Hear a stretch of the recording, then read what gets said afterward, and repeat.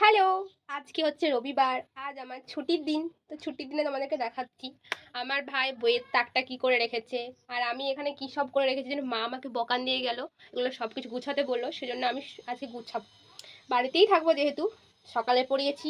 দুপুরবেলায় আবার যাবো 12টায় পড়াতে। এসে আবার রাত্রেবেলায় পড়াবো। তো তেমন কোনো কাজ নেই। সেজন্য কাজগুলো করবো এখন আমি। আমি জানি না সব ছেলেরা এরকম হয় কি না, কিন্তু আমার ভাই একদম ধূর্ত ছেলে। যেখানে পড়তে বসবে সেখানেই বই পড়ে থাকবে। দিনে মনে হয় ৪-৫টা করে জামা পাল্টায়। সকালে টিউশন যায় তখন, আবার এসে আরেকটা টিউশন, তখন আবার দুপুরবেলায় পড়ে, আবার টিউশন যায়, আবার খেলতে যায়, আবার রাত্রে মানে এত বদমাশ। আমার মায়ের কাছতে কাছতে তো দিন যায়। আমার ভাইটা যে সবথেকে বদমাশ। ও তো গুছাবে না, আর আমি প্রত্যেক রবিবার এর জন্য ভালোভাবে একটু গুছিয়ে রাখি টেবিলটা। চেষ্টা করি গোছানোর যতটা সময় বের করে। কিছু করার নেই, আমাকে তো করতে হবে। আর ভাই, আমার ভাই মানে বললে করবে না, ফোন দেখবে, বই পড়বে। হ্যাঁ, বললে বই পড়ে। একদিন বকে দিয়েছি, তারপর থেকে বই পড়ে।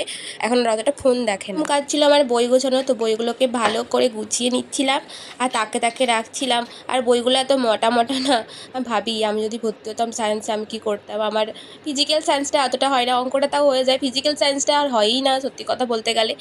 তো তারপরে আমি বইগুলো সবই গুছিয়ে দিয়ে, আর দেখো আমার মুখে কি লোমগুলো না বেরিয়েছে অনেক, আর আমার মুখে ছোটোবেলা থেকে এরকম বেরোয়।